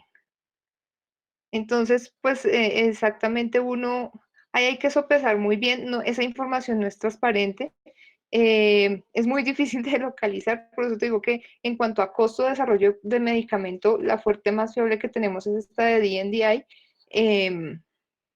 y pues hay que revisar exactamente también eso cuál es la información, verás, y si de verdad ese mecanismo es útil. Se han propuesto varios mecanismos, algunos premios, algunas otras alternativas, pero pues eso no ha tenido mayor acogida, porque el hecho de que a ti te garanticen un monopolio, pues eso es una situación muy atractiva, sobre todo cuando ahora puedes prolongar la protección pidiendo 10 patentes. O sea, te tengo un ejemplo. Sofosbuvir. Se supone que una patente dura 20 años. Una patente dura 20 años. Sofosbuvir en Colombia tiene 8 patentes concedidas. O sea, uno dice, la SIC para quién trabaja. O sea, la SIC no solo trabaja para la industria, debería defender el interés público de los colombianos. Y la protección total del sofosbuvir es aproximadamente de 30 años, no de 20. O sea, para tener un genérico de sofosbuvir tenemos que esperar más o menos hasta el año 2032, cuando el producto entró al mercado en el 2017 a Colombia y se lanzó al mercado mundial en 2014, 2013. Entonces, hay que mirar exactamente cómo es que está funcionando el sistema y en qué momento eso se volvió un mecanismo de abuso de poder, de dominación del mercado. Gracias, profesora Claudia. No, muy interesante todo lo que anota la profesora, porque el último dato que está dando de 150 y pico de millones para encontrar una nueva molécula contrasta mucho con lo que sostenía en una época las multinacionales farmacéuticas, que no, que eran 1.000 millones, 2.000 millones, bueno, le ponían la cifra que quisieran. También el hecho de que la Superintendencia de Industria y Comercio en nuestro medio se precie de ser la tercera oficina de patentes más ágil del mundo, pero no cuentan que la mayoría de las patentes son para compañías multinacionales y que eso en nada beneficia a la salud pública cuando conceden marañas de patentes, cuando debía ser todo lo contrario. El criterio debía ser bien estricto para la concesión de una patente. Y no, son muchos temas, pero solamente como para decir algo y darle la palabra a la profesora Rubí, en el sentido de que si estuviéramos en la lógica del mercado, ¿por qué no se aplica para todo? Estas vacunas se obtuvieron con base en cuantiosa financiación pública. Si estuviéramos en una lógica de mercado, entonces yo soy socio y vamos a compartir la titularidad.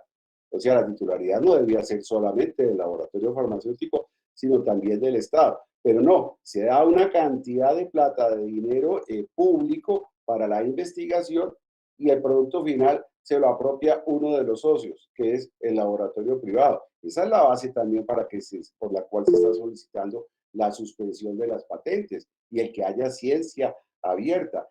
Adelante, profesora Rubiera.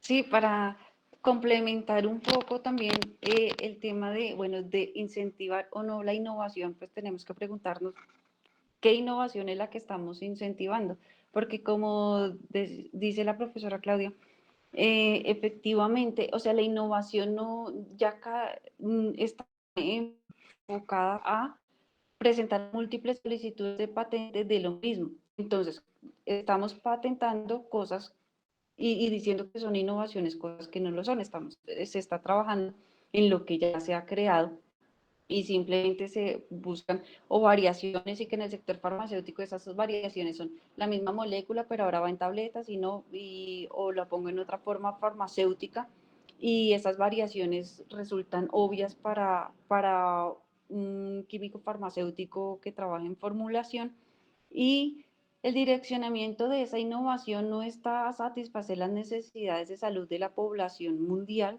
sino que está principalmente dirigida a aquellas enfermedades que son crónicas y de alto costo, pero el alto costo es porque están las tecnologías patentadas o en fin, entonces esta innovación no está premiando a laboratorios que se dediquen a resolver problemas para enfermedades huérfanas o para enfermedades de países, bueno, tropicales, que generalmente son los que tampoco tienen tantos recursos, sino son aquellas personas, están dirigidas a enfermedades crónicas como cáncer, como VIH, enfermedades en las diabetes, hipertensión, enfermedades que requieren el uso del medicamento por toda la vida, a los costos, pues si están patentados a los costos que determine el laboratorio farmacéutico en cuestión. Entonces, pues también cuando hablamos de innovación, también pues debemos cuestionarnos, bueno, este sistema, ¿cuál innovación está premiando? Si esa innovación realmente está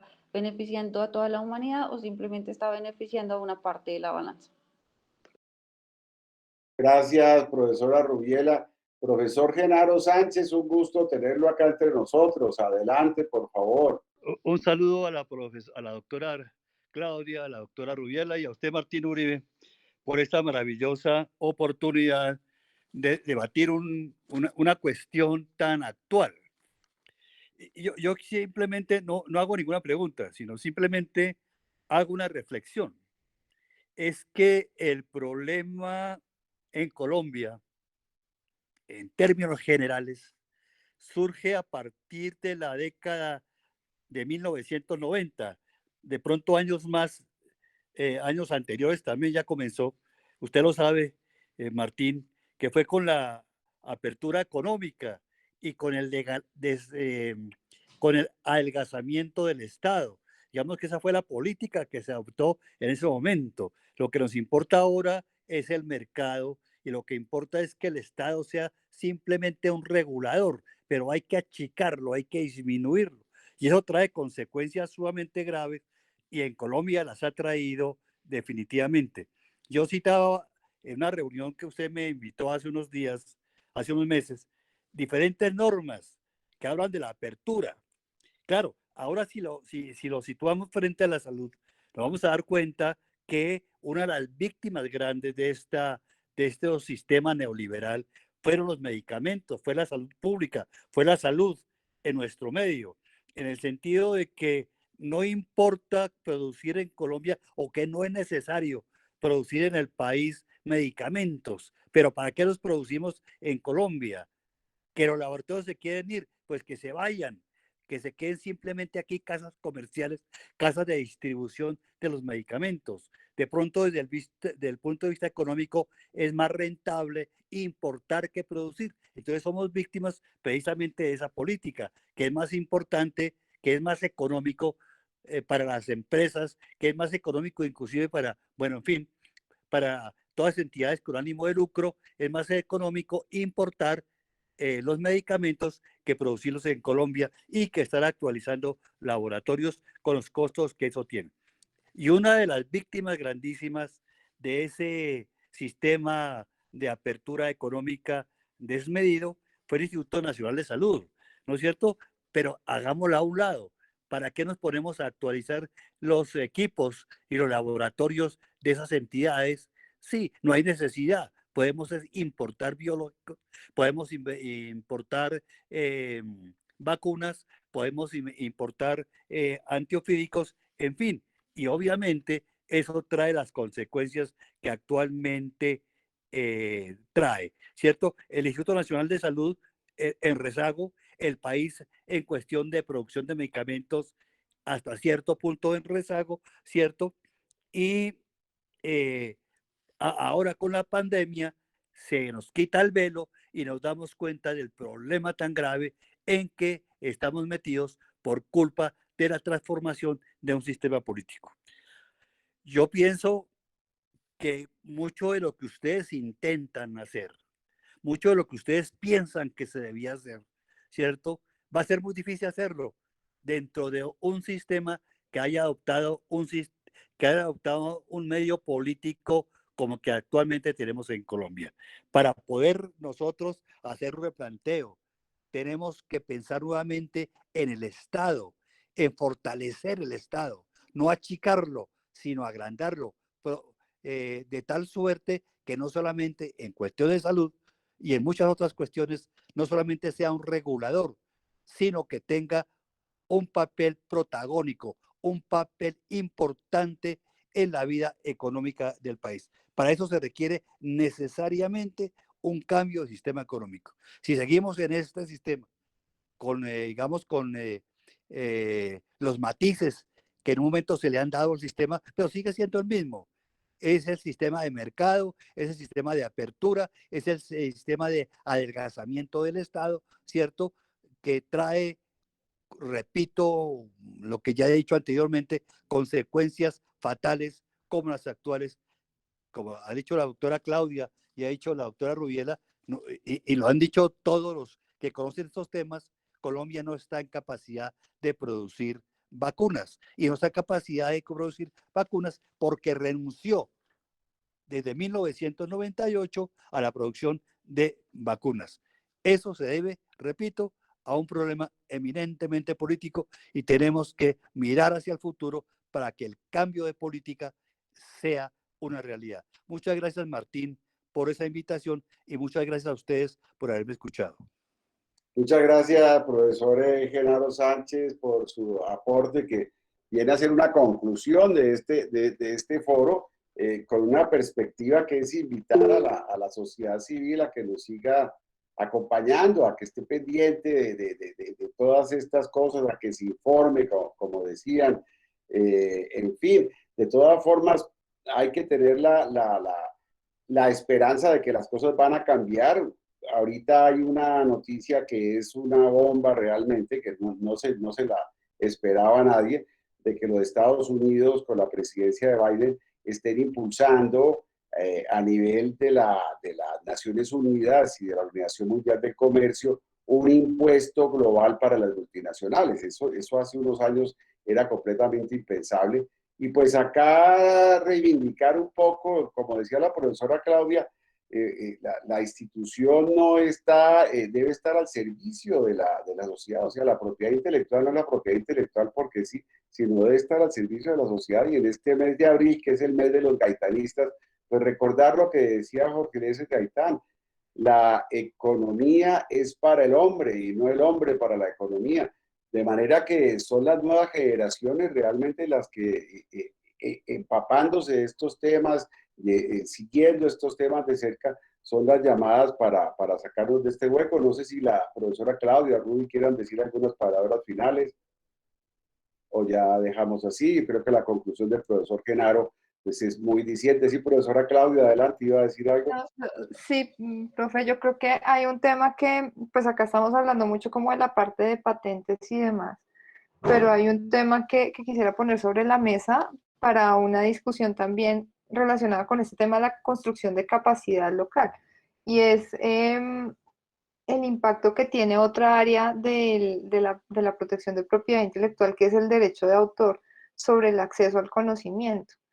De hecho, pues en el waiver se está pidiendo no solo excepción de patentes y de cosas de propiedad industrial, sino del copyright también, porque pues es un tema que como que uno en la universidad no lo siente mucho porque tiene acceso a las bases de datos. La universidad paga para tener acceso a esa información, pero que cuando uno lo ve desde afuera, cuando ya no tiene esa facilidad de acceso, pues eso es una barrera muy grande para la formación de recurso humano, para la generación de desarrollo local, pues porque la información está ahí, pero no está disponible. Entonces, yo quisiera compartirles, si el profe me permite, una columna que escribí hace unas semanas, porque junto con la Fundación Carisma, que trabaja en este tema de derecho de acceso a la información y derecho de autor, y con UAM Colombia, tuvimos un foro con Alexandra Eivaskova, la creadora de SciHub, que yo creo que puede ser interesante y que podría ser un tema que también podríamos discutir, que casi no conocemos, o sea que los que estamos como en la parte técnica nos vamos siempre más como hacia patentes, pero que en derecho de autor pues también tenemos mucho trabajo por desarrollar. Claro, profesora, muchas gracias. De manera que eso queda pendiente para otro foro, ¿cierto? Queda pendiente para otro foro, porque eso toca con la ciencia abierta. Profesora Rubiela, no sé si quiera decir alguna cosa final. No, pues agradecerles por esta invitación y bueno, definitivamente nos toca estar ahí actualizándonos constantemente. Esta situación pues nos trae una noticia nueva. Sí, lo de SciHub, bueno, casi no se siente cuando usamos SciHub, pero definitivamente el acceso a la información científica protegida por derechos de autor pues es a veces un poco complicada. Y bueno, estas actividades de difusión son muy importantes, pues por lo menos para tener un mayor criterio a la hora de opinar, así sea de opinar o de compartir con otras personas sobre la situación actual frente a la pandemia. Nosotros vemos, bueno, las patentes y estos derechos de propiedad industrial a veces muy alejados, como que no nos tocan.